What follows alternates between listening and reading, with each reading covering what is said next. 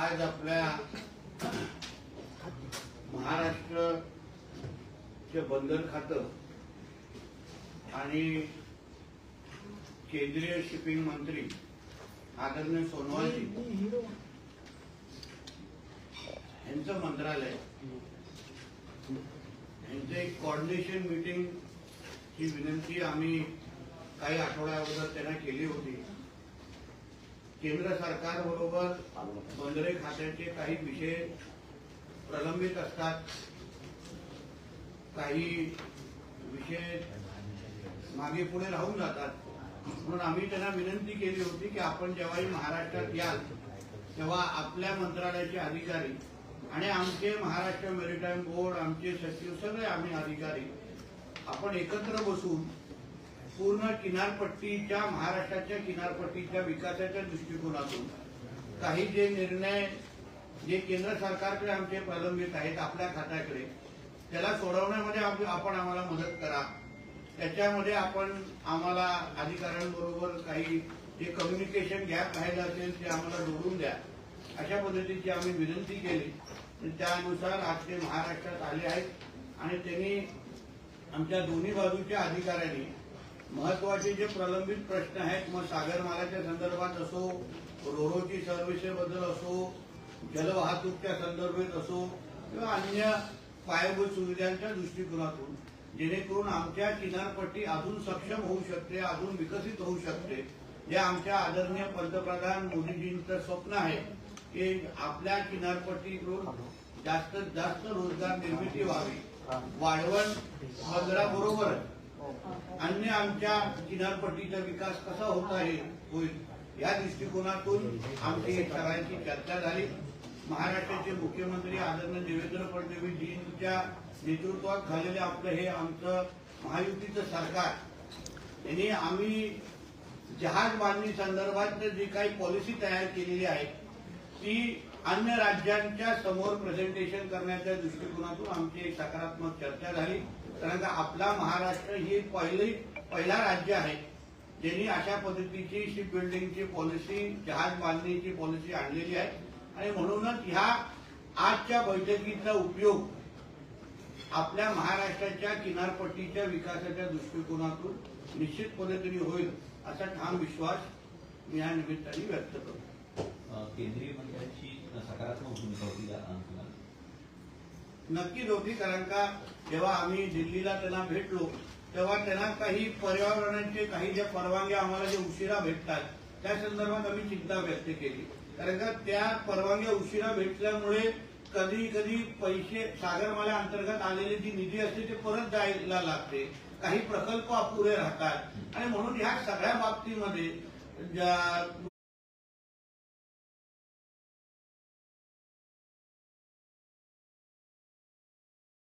त्या संदर्भात पण आम्ही चर्चा केली, जेणेकरून बंदर, रस्ते आणि रेल्वे या सगळ्याची अगर कनेक्टिव्हिटी योग्य पद्धतीने झाली तर विकासाची दालनं उघडतील। म्हणूनच वैभववाडी कोल्हापूरचा जो रेल्वेचा जो एक महत्वाचा मार्ग जो आपण केंद्र सरकारकडे सुचवलेला आहे त्याबद्दल प्रामुख्याने काम पण झालेलं आहे, त्याचाही पाठपुरावा आदरणीय सोनवालजींनी आमच्यासाठी करावं। या सगळ्याच्यामुळे बंदर खात्याच्या माध्यमातून आणि मोठ्या प्रमाणामध्ये विकास आणि रोजगार निर्मिती आपल्या राज्यामध्ये होईल। वाढवण बंदराच्या निमित्ताने जो मोठे रोजगार निर्मिती आपल्या राज्यामध्ये होणार आहे त्या बाबतीमध्ये पण राज्य सरकार म्हणून ज्याच्यामध्ये आम्ही 26% आहोत त्याही बाबतीमध्ये काही कोऑर्डिनेशनची चर्चा ह्या निमित्ताने झाली। काल दोन्ही शिवसेनांचा वर्धापन मेळावा घेतला होता आणि या वर्धापनाच्या कार्यक्रमामध्ये उद्धव ठाकरे यांनी थेट तुमच्यावरती निशाणा साधलेला आहे, कशा पद्धतीने होतं त्यांच्या टीकेकडे? बघा, ज्यांना आम्ही जिहादी हृदय सम्राट म्हणतो त्यांच्याकडून हिंदुत्वादी जो हिंदू समाजासाठी काम करणाऱ्या कार्यकर्त्यांना शिवायशा पण भेटणार। शेवटी त्यांना त्यांच्या मौलवींना खुश करायचं आहे। मी हिंदुत्वाचा काम करणारा एक कार्यकर्ता आहे, हिंदू समाजाच्या संरक्षणासाठी काम करणारा एक कार्यकर्ता आहे आणि म्हणून मला शिवाय देणं म्हणजे हिंदुत्वाचं काम करणाऱ्या कार्यकर्त्याचं काम तुम्हाला खटकत आहे, ते पण बाळासाहेबांच्या मुलाला खटकत आहे। जे बाळासाहेबांनी हिंदुत्वाच्या नेहमी पुरस्कार केला, मोठं केलं, त्यांच्या मुलाला कोण हिंदुत्वासाठी काम करताय, हिंदू समाजासाठी उभं राहतं म्हणून त्यांना खटकणं, हाच तर बाळासाहेबांच्या विचाराचा अपमान आहे. तेच तर त्या उद्धव ठाकरेला कळलेलं नाहीये. ठाकरे ब्रँड संपला जे ओरड घालताय, हिंदुत्वाचे हात सोडलं म्हणूनच ठाकरे ब्रँडला हे दिवस दाखवले दिसलेले आहेत. हिंदू हृदय सम्राट बाळासाहेब ठाकरेंनी हिंदुत्वाची साथ पकडून ठाकरे ब्रँड मोठा केला आणि नंतरच्या पिढीने हिंदुत्वाचा हात सोडला आणि म्हणूनच त्यांना आज ठाकरे ब्रँडची चिंता व्यक्त करायला लागते ना. बॉडी शेमिंग करून तर त्यांनी टीका केली. काय आहे ना, स्वतःचा मुलगाच असा बाहेर निघाला असल्यामुळे ना त्यांना बाकी सगळे असेच दिसणार, पेंग्विन, कोंबड्या हे असंच दिसणार. स्वतःच्या मुलाच्या आवाजाची चिंता आहे, बाई आहे ते पुरुष लोकांना कळत नाही. म्हणून आमचं तोंड उघडायला लावू नका, पहिला स्वतःची मुलाची अवस्था बघा. आणि हा राग माझ्यावर येणं अपेक्षित आहे ना, कारण का डिनो बद्दल मी माहिती देतोय, दिशा साहेबांबद्दल सत्य सांगण्याचा प्रयत्न करतोय, म्हणून नितेश राणे खटकणार तुम्हाला. स्वतःच्या मुलाची हेरा अगर कमी केले असते, नाईट लाईफवर थोडा कंट्रोल ठेवला असता, तर हे आज जेवढा शिवायशात दुसऱ्याला याची गरज भासली नसती. म्हणून मला अभिमान आहे की मी हिंदुत्वाचं काम करतो, हिंदू समाजाचं काम करतो आणि म्हणून मुल्ले मौलवींना खुश करण्यासाठी नितेश राणेंवर टीका करायला लागते. हे माझ्यासाठी मिळालं आहे ना. हिंदूच्या गब्बरची दखल घेतली की नाही.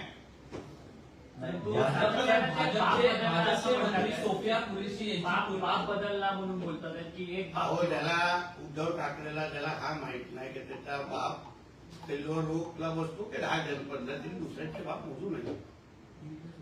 सर, प्रत्येक वेळी त्यांचं असं म्हणणं असतं तर जनतेच्या मनातलं मी करून दाखवणार आहे. याच्या आधी जे बोलले, लोकशाहीमध्ये जनता मतदानाच्या माध्यमातून आपलं मनातलं सांगत असते.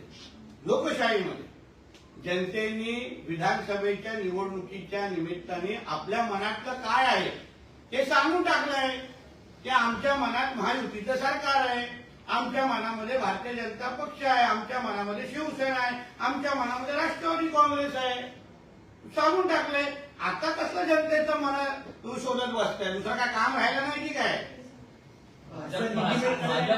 भाजपचे मंत्री सोफिया कुरेशी यांची तुलना पाकिस्तानची बहीण म्हणून करतात, हेच तर तुमचं खरं हिंदुत्व? सोफिया कुरेशी संदर्भात बोललं जातं भाजपकडनं. विजय शहा ही पाकिस्तानची बहीण आहे करून असं हे कोण बोललंय? विजय शहा मध्य प्रदेशचे मंत्री आहे. तुम्ही स्टेटमेंट बघितलं का नाही? न बघणार स्टेटमेंट आम्ही कसं बोलतो? परंतु सातत्यानं उद्धव ठाकरे आपल्या भाषणांमध्ये असं वारंवार म्हणतात की माझा बाप चोरतात आहे. शिवसेनेचा एकीकडे शिंदेचा मेळावा सुरू असताना ते म्हणतात की त्याला महाविकास आघाडीची सत्ता असताना स्वतःच्या वडिलांचं नाव, स्वतःच्या बापाचं नाव लावायला ज्याला लाज वाटायची, तुला तुझ्या वडिलांची एवढी चिंता किंवा एवढा अभिमान आहे ना, तर राहुल गांधी स्टेजवर असताना तू हिंदू हृदय सम्राट बोलण्याची हिंमत तरी कर. मग तू बाळासाहेबांचा मुलगा हे सिद्ध होतं. म्हणून बाळासाहेब ठाकरे ना हे सगळ्यांचे आमचे सर्व आहेत आणि आमचं दैवत आहे. ते फक्त उद्धव ठाकरेची बात नाहीये. हे त्याला फार उशिरा कळलं म्हणून ही अवस्था झालेली आहे. परंतु भाजपच्या नेत्यांवरती, शीर्षत्व नेत्यांवरती टीका करण्याचं कोणतंही म्हणजे संधी उद्धव ठाकरे सोडत नाहीये. दुसरं काम काय आहे? थेट अमित शहाना म्हणतात की अमित शहा शिर्डीचे झालेत आणि अमित शहानी खरं तर या शिवसेनेला जन्म घातला शिंदेच्या, आणि शिवसेनेचा वर्धापन दिवस शिंदेचा हा अहमदाबादमध्ये त्यांनी साजरा केला पाहिजे, अशी थेट टीका तुलना अमित शहांवरती करतात. हो, पण मग उभाटाचा हा जो काही वर्धापन दिवस आहे हा खरं म्हटलं तर इस्लामाबादमध्ये साजरा झाला पाहिजे. हे सगळे मुलांचे हे सगळे पाईक आहेत. त्याचं मुंबई महाराष्ट्र आणि हिंदुत्वाशी काय संबंध? तू स्वतःचा पहिलं वर्धापन दिवस पाकिस्तान इस्लामाबादमध्ये साजरा कर, कराचीमध्ये साजरा कर ना. तू तिकडचा काय जाता? राजकीय धर्मांतर झाल्याचं उत्तम उदाहरण, राजकीय लव जिहाद झाल्याचं उत्तम उदाहरण उद्धव ठाकरे आहे. सर त्यांनी असं आरोप केले की भाजपाचे कामगार म्हणजे शिवसेना हे मनसेला आणि उभाटा एकत्र येऊ देत नाही. भाजपाचे कामगार म्हणजे शिवसेना. अरे जाऊ दे. त्याला आता आम्हाला काही दुसरं काम राहिलेलं नाहीये का? आम्हाला महाराष्ट्राच्या जनतेने अतिशय क्लिअर मॅन्डेट या विधानसभेच्या निवडणुकीमध्ये दिलेला आहे आणि आम्ही जनतेचा विकास करतोय, जनतेची कामं करतोय. तुम्हाला जे 2.5 वर्षामध्ये जमलं नाही, हम दो आणि हमारे दो, मी आणि माझ्या मेवणा, तेवढं तू का करत बसला 2.5 वर्ष? आम्ही जनतेचा विकास करतोय. प्रत्येक क्षेत्रामध्ये महाराष्ट्र आज अग्रेसर आहे.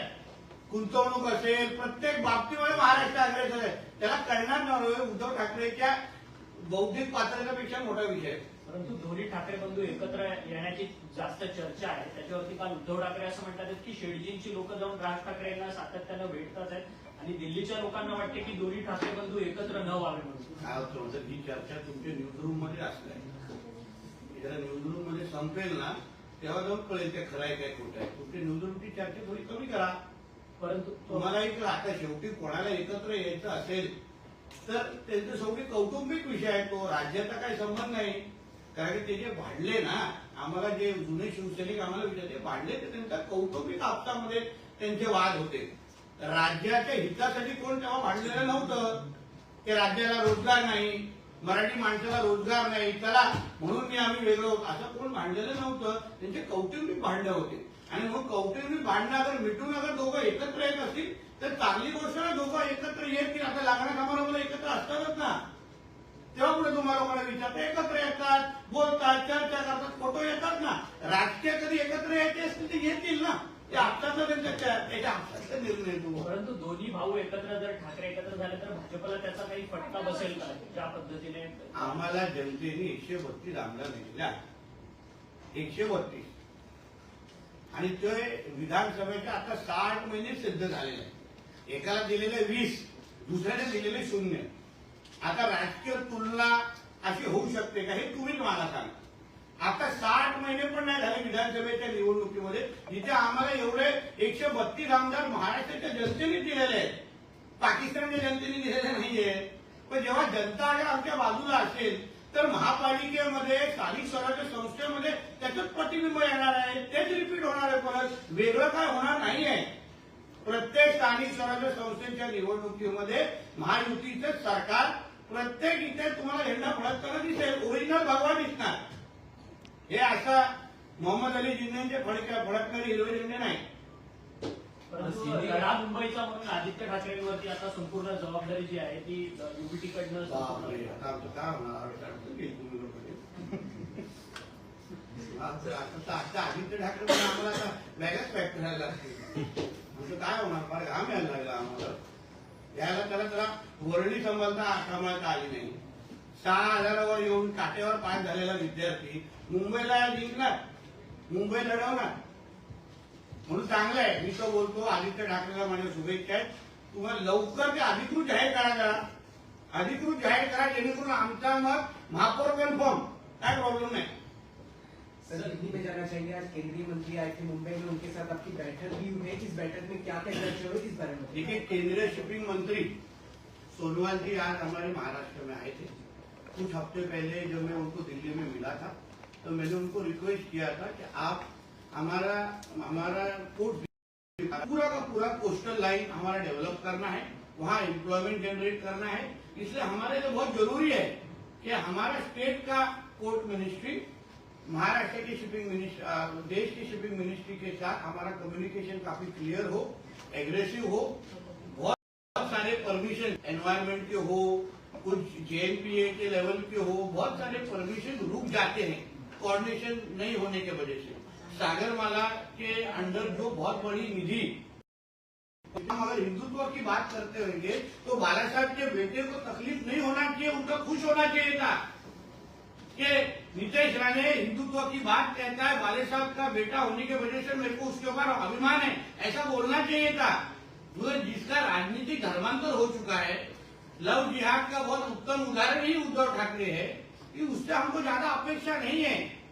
क्योंकि अभी उसको जितना प्यार ये सब मुल्ले मौलवियों के साथ हुआ है ना, इसलिए उनको हिंदू द्वेष जिसको कहते हैं ना, वो उनके पूरे भाषण से हमको सुनाई में दिया. सर आपके बारे में जब भी उद्धव ठाकरे को सवाल पूछा जाए तो उनकी तरफ से आपको ये अगर सवाल इग्नोर किया जाता था, पर कल के दिन ही वर्धापन के दिन ही आपके पूरे फैमिली को लेकर मतलब हमारा मेरा तीर निशाने पे लग रहा है। हिंदू समाज की ताकत बढ़ रही है। अगर नीतीश राणे को पहले कोई इग्नोर करता था, हमारी दखल भी लेता, मेरी दखल भी नहीं लेते थे, अभी 10 से 12 मिनट अगर मेरे पे बोलना पड़े तो मतलब हिंदुओं की ताकत या तो हिंदुओं की गब्बर की ताकत बढ़ रही है कि नहीं? उनका ऐसा भी कहना है कि जो शिंदे है वो ठाकरे का जो ब्रांड है उसको पूरा डिस्ट्रॉय। देखिए, हिंदू हृदय सम्राट बालासाहेब ठाकरे जी ने हिंदुत्व के नाम पे और हिंदुत्व की ताकत पे ठाकरे ब्रांड खड़ा किया।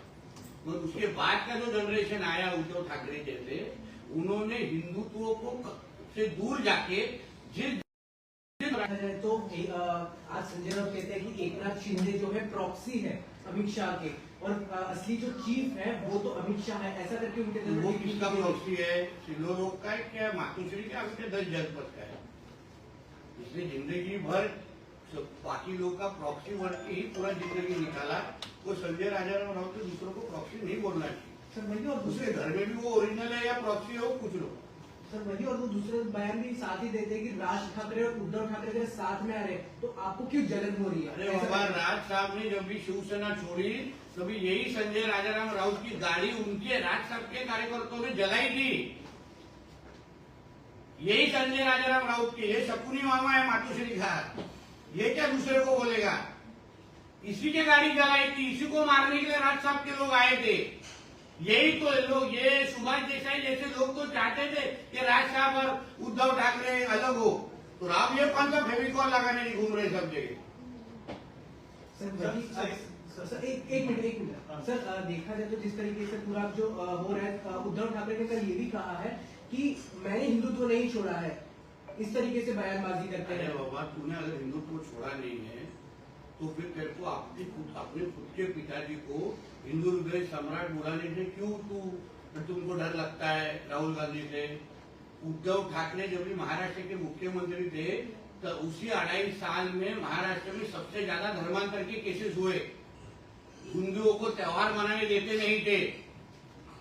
बहुत हिंदुओं मंदिरों को कोरोना के नाम पे बंद करने का पाप यही उद्धव ठाकरे ने किया था। ये इस जमाने का टिप्पू सुल्तान है, ये उद्धव ठाकरे। टिप्पिया बोलते हैं हम लोग उसको। जैसे उस वक्त टिप्पू सुल्तान ने सबसे ज्यादा हिंदुओं का धर्मांतर किया था, सबसे ज्यादा हिंदुओं को मार डाला था, वही आज के वक्त उसका पुनर्जन्म हुआ है और उसका नाम है उद्धव ठाकरे। आने वाले बीएमसी इलेक्शन को लेकर भी उनके बड़ा बयान किया की तैयारी में लग जाओ, तो आपकी पार्टी की भी क्या भूमिका रहेगी उनको फेस करने के लिए? तो उनको फेस करने की जरूरत नहीं, उनके लिए मेरा जूता काफी है। फेस तक तो बहुत दूर की बात है।